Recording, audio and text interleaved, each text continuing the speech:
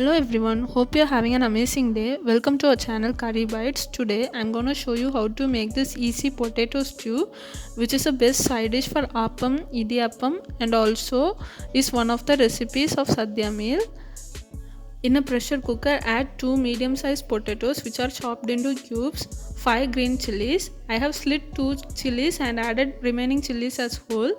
Add in 1 sliced onions, 1.5 tablespoons of finely chopped ginger, a teaspoon of salt and a teaspoon of black pepper. Now add in enough water. Immerse the potatoes. I have used about a cup of water.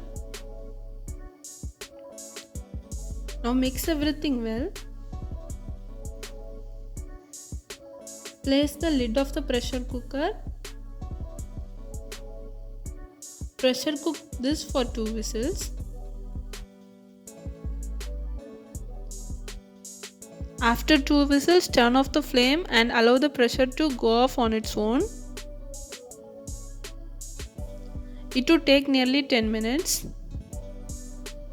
After 10 minutes, we can see the potatoes are perfectly cooked. Now using a spoon or ladle, gently crush few potatoes to give a good texture to the stew. Do not mash all the potatoes, just to give a good thick texture to the stew. Now add in 1 cup of coconut milk. Now on low flame, cook till the coconut starts boiling and bubbles start appearing.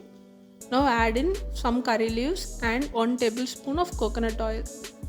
Turn off the flame and let this sit for about 10 minutes so that the flavors of coconut oil get infused in the stew.